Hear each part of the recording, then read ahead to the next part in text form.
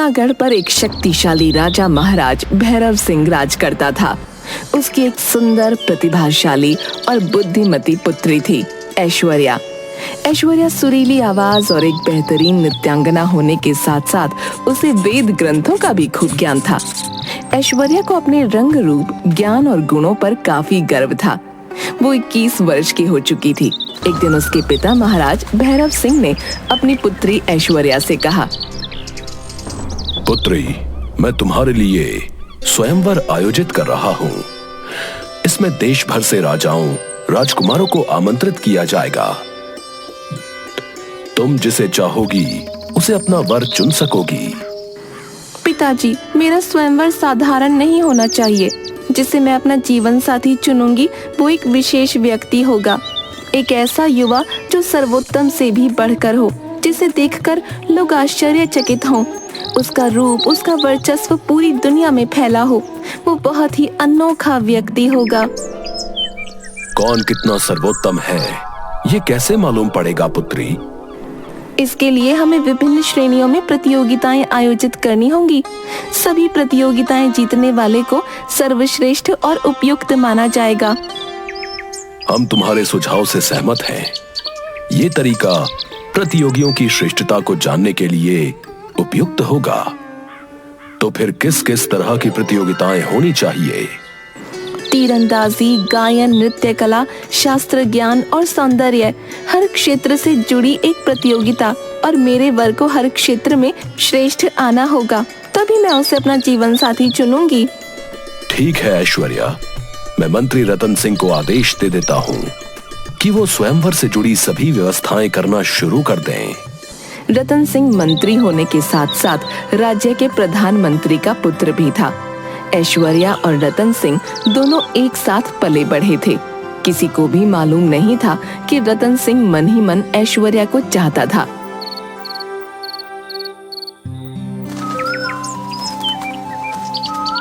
महाराज भैरव सिंह ने रतन सिंह को बुलाकर स्वयंवर से जुड़ी सारी बातें बता दी। रतन सिंह, तुम बहुत ही होनहार मंत्री हो और मेरी सभा के सबसे कम उम्र के व्यक्ति भी हो। इसलिए इस विशेष काम के लिए मैंने तुम्हें चुना है। उम्मीद है कि तुम सारी बातें समझ गए होगे। जी महाराज, मैं सब कुछ समझ गया हूँ। फिर भी अगर कहीं कुछ समझ ना आए तो तुम इस बारे में सीधा राजकुमारी ऐश्वर्या से संपर्क करना और वो जैसा आदेश दें उसके अनुसार ही कार्य करना। जी महाराज, जैसी आपकी आज्ञा। आप निश्चिंत रहिए महाराज, मैं स्वयंवर से जुड़ी सारी व्यवस्था अच्छे से करूंगा और हर व्यवस्था राजकुमारी की जांच के बाद ही संपन्न मानी जाएगी। रतन सिंह, मुझे तुमसे यही उम्मीद है। रतन सिंह राजमहल से बाहर आता है और खुद से बोलता है, प्रभु की भी लीला कैसी है। जिसे मैं पसंद करता हूँ, जिससे विवाह करना चाहता हूँ, उसके ही स्वयंवर की व्यवस्था की जिम्मेदारी मुझे दे दी गई है। खैर सही भी है। ऐश्वर्या से विवाह करने की अपनी अभिलाषा को मैं कभी भी व्यक्त नहीं कर सकता, क्योंकि मैं ठहरा एक मंत्री का बेटा और ऐश्वर्या इतने बड़े देश के राजवंश की राजकुमारी। 6 महीने बाद प्रतियोगिताएं प्रारंभ हो गईं। दूर देश से राजा, महाराजा, राजकुमार और राजसी पुरुष इनमें भाग लेने पहुंचे। सभी प्रजावासियों ने एक एक प्रतियोगी की प्रतिभाओं को देखा।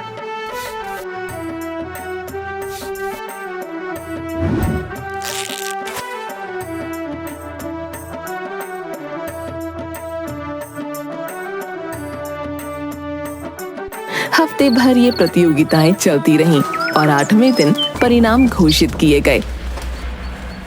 मैं रतन सिंह, चूनागढ़ का मंत्री, सर्वप्रथम मैं इस प्रतियोगिता में भाग लेने के लिए दूर देश से आए राजा, महाराजा, राजकुमार और राजसी पुरुषों का अभिवादन करता हूँ। जैसा कि हम सब ने इस पूरी प्रतियोगिता को अपनी आंखों से देखा, सभी बहुत प्रतिभावान पुरुष हैं। कौशल देश के राजकुमार कामदेव सबसे सुंदर हैं, तो उल्हास राज्य के राजकुमार प्रकृत गायन में प्रवीण हैं। कृति नगर के नित्यानंद ने नृत्य में अपना लोहा मनवाया, तो कांचीपट्टनम के पराक्रम सर्वोत्तम तीरंदाज घोषित किए गए। शास्त्र ज्ञान में स्वस्तिपुर के ज्ञानचंद्र विजयी रहे। परंतु मुझे ये घोषणा करते हुए थोड़ा दुख हो रहा है कि इस प्रतियोगिता में कोई भी राजा या राजकुमार स्पष्ट विजेता नहीं बन पाया। अब क्या किया जाए पिताजी? इन्हीं में से तुम्हें अपना वर चुनना है पुत्री। लेकिन कैसे पिताजी? मैं तो चाहती थी मेरा वर सर्वश्रेष्ठ से बढ़कर हो, पर ये प्रतियोगी तो एक एक गुण में ही श्रेष्ठ है। समस्या तो गंभीर है, परंतु कुछ हल निकालना होगा। कुछ देर विचार करने के बाद इन 5 युवकों को यहाँ कुछ दिन और अतिथि के रूप में रहने दिया जाए। शायद ये सामने आ जाए कि इनमें से कौन सर्वश्रेष्ठ है। इस तरह 5 राजकुमार महल में कुछ और दिन रहे। स्वयं को सबसे श्रेष्ठ सिद्ध करने के लिए वे हर संभव प्रयास करने लगे। सूर्य की पहली किरण के साथ ऐश्वर्या को प्रकृति की मधुर आवाज में रोमांचकारी गीत सुनने को मिलते। वो नीचे बगीचे में खड़ा गा रहा होता। जैसे ही वो सीढ़ियों से उतरकर नीचे आती तो राजसी वेशभूषा में सजा धजा कामदेव राजकुमारी के समक्ष अपना प्रणय निवेदन रखने के लिए खड़ा रहता। इसके बाद ज्ञानचंद्र राजकुमारी के साथ वेदों और उपनिषदों पर विचार विमर्श करना शुरू कर देता था। फिर पराक्रम भी कहाँ पीछे रहता, वो भी राजकुमारी को अपनी धनुर्विद्या का प्रदर्शन दिखाता। शाम के समय जब वो अपने कक्ष में आराम कर रही होती तो नित्यानंद उसे नृत्य कक्ष में अपना नृत्य दिखाने के लिए बुला लेता। रतन, मैं जैसे जैसे 5 राजकुमारों के साथ समय बिता रही हूँ, वैसे वैसे मेरी उलझन बढ़ती जा रही है कि मैं किस राजकुमार से विवाह करूँ। इनमें से श्रेष्ठ कौन है? इस उत्तर की तलाश में मुझे बहुत कठिनाई और दुविधा हो रही है। तुम बताओ मैं क्या करूं? क्या तुम मेरी कोई सहायता नहीं कर सकते इस निर्णय को लेने में कि मैं किससे विवाह करूं? इसमें मैं आपकी कोई सहायता नहीं कर सकता राजकुमारी ऐश्वर्या। ये निर्णय आपका है और आपको ही लेना है। क्या मतलब है तुम्हारा रतन? तुम क्या कहना चाहते हो कि मैं क्या चाहती हूँ ये मुझे नहीं पता है? विवाह के लिए आप किसी व्यक्ति को तलाश कर रही हैं या किसी गुण विशेष को, ये मुझे नहीं पता है। ये तो आपको ही बेहतर पता होगा। किसी व्यक्ति को? तो फिर आप पर गुणों की धुन क्यों सवार है? इस चक्कर में आप वर को भूल रही हैं। सुंदर युवा, उत्कृष्ट नर्तक, कुशल धनुर्धर, प्रतिभाशाली गायक और शास्त्र ज्ञाता होने से पहले वे व्यक्ति कैसे हैं? क्या आपने ये जानने का प्रयास किया?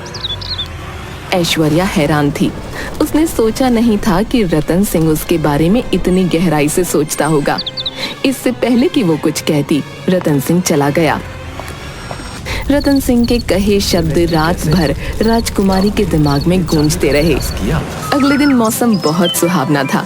5 राजकुमार और राजकुमारी ऐश्वर्या दक्षिण के जंगलों में भ्रमण को निकले। रतन सिंह भी उनके साथ था। वो भूल गई कि उसके साथ सुरक्षा कर्मी नहीं है। ऐश्वर्या राजकुमारों से बातें करती चली जा रही थी। इस बीच समय कैसे बीत गया उन्हें पता ही नहीं चला। तभी अब हमें वापस चलना चाहिए। लेकिन क्यों? अंधेरा होने वाला है। हमें समय से राजमहल लौट जाना चाहिए। तुम्हें डर तो नहीं लग रहा? तुम चिंता मत करो, हम हैं ना तुम्हारे साथ। हाँ, हम हैं ना साथ में, तुम चिंता मत करो। महल से निकले 3 घंटे से अधिक समय हो चुका है। महाराज चिंता कर रहे होंगे। जंगल के इस इलाके में बाघ है। हमारे पास शस्त्र भी नहीं है। आओ वापस चलें। रतन सिंह के निवेदन को अनसुना करते हुए 5 राजकुमार तिरस्कार पूर्ण नजरों से रतन सिंह को देखते हुए राजकुमारी के संग हो लिए। उन पर ध्यान न देते हुए रतन सिंह भी उनके पीछे चलने लगा। अचानक एक जोरदार दहाड़ सुनाई पड़ी। सब रुक गए। कुछ ही कदमों की दूरी पर एक खतरनाक बाघ खड़ा था। ऐसा बाघ मैंने पहले कभी नहीं देखा। वो मुझे ही घूर रहा है और गुर्रा भी रहा है। इससे पहले कि कोई कुछ करता, रतन सिंह राजकुमारी के आगे आकर खड़ा हो गया। बाघ ने रतन सिंह पर नजरें गड़ा दी। भागो ऐश्वर्या, भागो, बाघ भूखा है। जब तक मैं इसे रोक सकता हूँ रोकूंगा। आप भागो। हाँ, आओ ऐश्वर्या, सैनिकों को बुला लाते हैं, आओ। रतन सिंह को छोड़कर मैं नहीं जाऊंगी।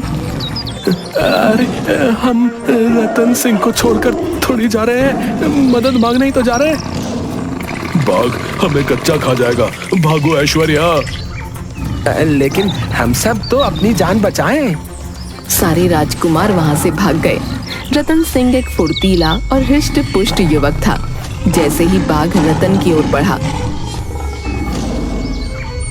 रतन बाघ की पीठ पर झपट पड़ा। अपनी मजबूत भुजाओं का फंदा बनाकर उसने बाघ की गर्दन को जकड़ लिया। बाघ ने उसे फेंकने के भरसक प्रयास किए, लेकिन रतन डटा रहा। तभी बाघ की जोरदार चीख निकली और वो शांत पड़ गया। ऐश्वर्या ने पलटकर देखा, सुरक्षा कर्मी पहुंच चुके थे। ऐश्वर्या दौड़कर रतन सिंह के पास पहुंची और उसका हाल पूछा। रतन, तुम कैसे हो? तुम ठीक तो हो? तुम्हें ज्यादा चोट तो नहीं आई? ऐश्वर्या, मैं बिल्कुल ठीक हूँ और ये थोड़ी बहुत चोटें हैं, मुझे कोई गंभीर चोटें नहीं आई। तुम फिक्र मत करो। महाराज आप लोगों के लिए चिंतित हो रहे थे और उन्होंने हमें आपको तलाशने के लिए भेज दिया। रास्ते में वे 5 राजकुमार हमें मिले और उन्होंने हमें बताया कि आपकी जान खतरे में है। ऐश्वर्या और रतन सिंह सुरक्षा कर्मियों के साथ महल की ओर वापस प्रस्थान करते हैं। सब सकुशल महल वापस पहुंचे। महल पहुंचकर महाराज भैरव सिंह रतन सिंह से बोले, रतन सिंह, तुमने आज जो किया है, मैं तुम्हारे उस एहसान को पूरी जिंदगी नहीं भूल सकता। महाराज, ये मेरा कर्तव्य था, मैंने आप पर कोई एहसान नहीं किया है महाराज। उसके बाद रतन सिंह अपने घर वापस लौट जाता है, लेकिन उस पूरी रात ऐश्वर्या बेचैन रहती है। उस दिन हुई घटना के बारे में ही वो सोचती रहती है। अगले दिन ऐश्वर्या रतन से मिलने पहुंची। कैसे हो रतन? आपने यहाँ आने का कष्ट क्यों किया राजकुमारी? मैं बिल्कुल ठीक हूँ। मैं तुम्हें अपना निर्णय बताने आई हूँ। अच्छा, तो किसे चुना आपने? गायक, नर्तक, धनुर्धर, शास्त्र ज्ञाता या फिर वो सुंदर युवक? नहीं, इनमें से कोई मेरा पति बनने के योग्य नहीं है। मैंने ऐसे व्यक्ति को चुना है जो अपने से अधिक मेरे जीवन को महत्व देता हो। क्या आप सच कह रही हैं राजकुमारी ऐश्वर्या? हाँ, मैंने तुम्हें अपने पति के रूप में चुना है। अब मैं तुम्हारे दिल की बात जानना चाहती हूँ। क्या मुझे अपनी जीवन संगिनी स्वीकार करोगे? ऐश्वर्या, मैंने सदा आपको दिल से चाहा है। मुझे अपने योग्य समझकर आपने मुझे दुनिया का सबसे भाग्यशाली इंसान बना दिया है। भाग्यशाली तो मैं हूँ जो मुझे तुम्हारे जैसा इंसान पति के रूप में मिल रहा है। परंतु क्या तुमने अपना निर्णय महाराज से बताया? अभी नहीं। क्या महाराज तुम्हारे इस निर्णय को सहमति देंगे? महाराज से बताने की बात तो बाद में आती है, पहले तो मुझे तुम्हारी सहमति की जरूरत थी।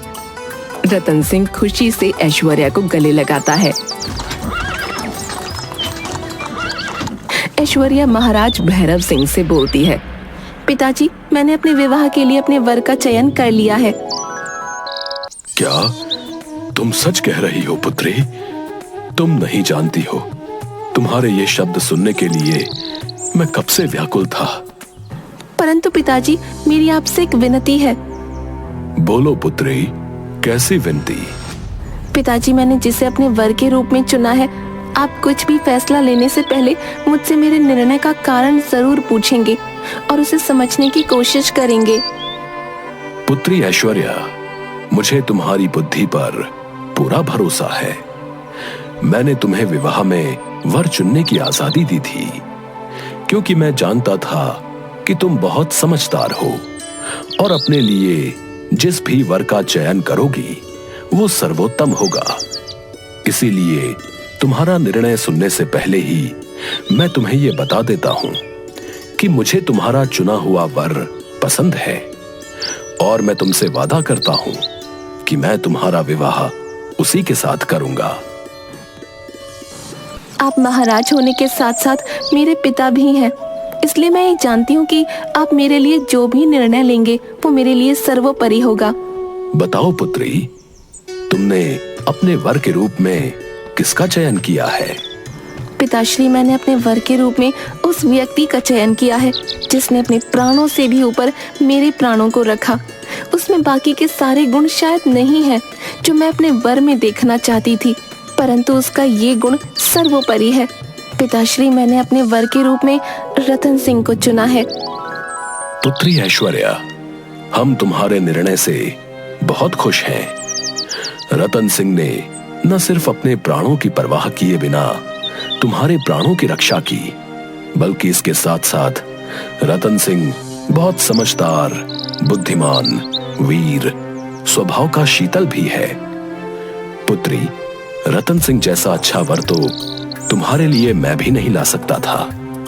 हमें तुम्हारे निर्णय पर गर्व है और साथ ही तुम्हारा ये चुना हुआ वर भी हमें बहुत पसंद है। एक माह के पश्चात राजकुमारी ऐश्वर्या और रतन सिंह का विवाह हुआ। इस भव्य आयोजन में सौंदर्य की प्रतिमा ऐश्वर्या और प्रसन्न चित्त रतन सिंह को देखकर जूनागढ़ वासियों ने वर वधू की खूब वाहवाही की।